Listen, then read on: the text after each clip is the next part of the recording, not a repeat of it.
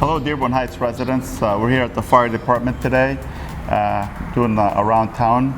We have Battalion Chief Hall, we have Lieutenant Ursitti, and Chief Brogan.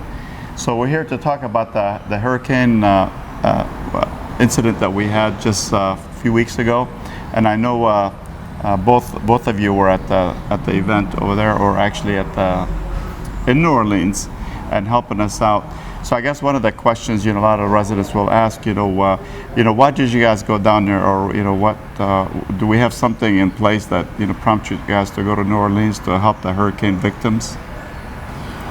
So Chief Brogan has given us the ability to join Michigan Task Force 1, which is an urban search and rescue team that's been around for over 10 years.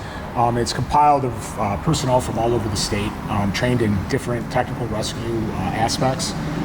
So really gets into hazardous material specialists. There's technical search specialists that use cameras and dogs and things like that in void spaces. There's also rescue specialists that can, move concrete, sift through debris. We also have a command portion of it. We also have a lot of canine handlers.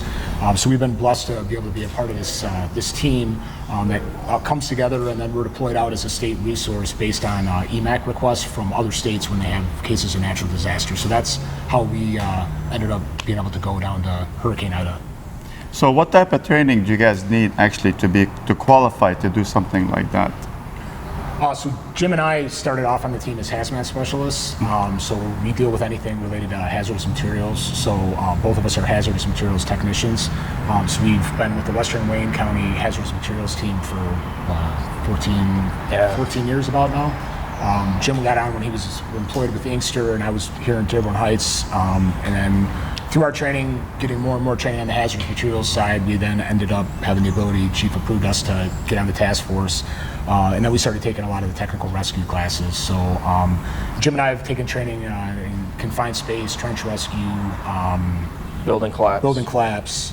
Trying to think of what other Drone operations. I haven't done trench rescue yet, but we're kind of working heavy up to rescue. all those heavy rescue, rigging, a lot of lifting and rigging stuff. So we train quarterly, so 4 times a year, and then we have some big mobilization exercises that we do, which is usually like a 3-day. We take all of the rigs out and kind of essentially set up a base of operations somewhere, and then operate for 72 hours and come home. So that's the big thing with the task force, is that we can deploy out with 45 personnel, and we're completely self-sustaining for up to 72 hours. So we have all of our own food, all of our own water, all of our own resources for sleeping, eating, all that kind of stuff. So we don't put any strain on the local municipality when we go there. We're completely self-sustaining, especially in the disaster areas. Yeah. So I know, Chief, you and I, we talked about this, so I don't know if you can answer that question. So what's the benefit of being on that task force? What does it bring to Dearborn Heights? Sure, I can answer that one. When you're involved in an incident that's to the magnitude of the hurricane, those are really rare incidents that take place, and so it's a great experience for that both these guys can attest to go and to be involved in something that large, and the incident management and everything it takes to set something like that up. It helps you be more prepared for something that might happen in the city. Not to mention all the technical training that they've received as part of this team. And so they get to take all that training and come back, and we get the benefits of all that training. And this is all funded through Michigan Task Force 1. And even this deployment, some people might wonder, well, why do we have Dearborn Heights firefighters responding there when we have our own budgetary issues just like everyone else? Well, these are usually it's a FEMA declared emergency, and FEMA ends up reimbursing. It's a long process, but FEMA will reimburse us for all of any expenses that were occurred to Dearborn Heights for helping out in this event. And I'm grateful that you guys actually did something like that, especially because you don't know what might happen here.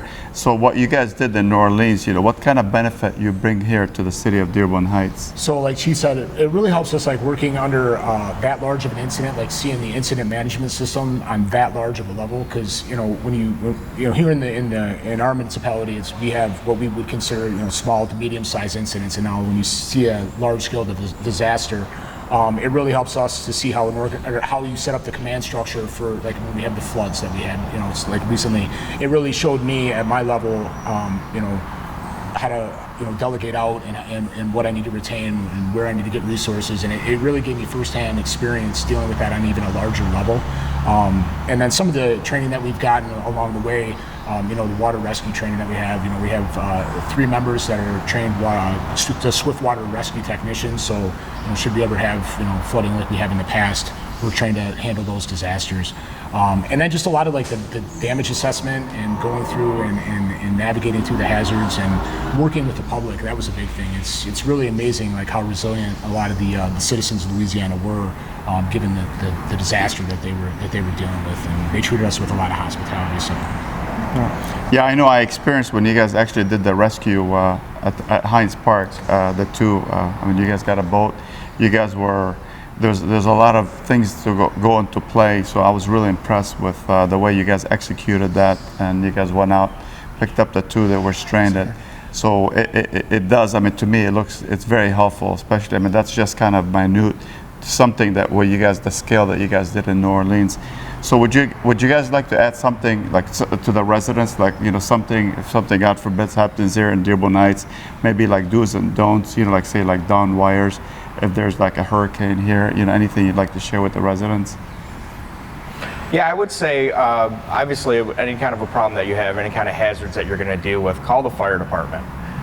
We can come out, we can negotiate, we can mitigate a lot of those hazards, and make it safe for the people of the city. That's one thing, like you talked about on the large-scale events. We do deal with the kind of stuff that we dealt in Louisiana, but on a smaller scale here. The specific trainings and stuff like that we've had, we've been able to take that and bring it back to the shift level and get our guys up to at least an awareness level and where to start making calls and stuff like that, and who are the right people to contact in case there is an emergency. So. Well, thank you. I appreciate both of you doing this, and we're proud of you, and I'm sure the whole department is proud of what you guys have done, to assist people in Louisiana. So thank you so much. And I know we have the open house coming up. Yeah, we have the open house coming up on October 2nd, and so we'll have the USAR team and the hazmat team there, and we have several members that are part of Michigan Task Force 1.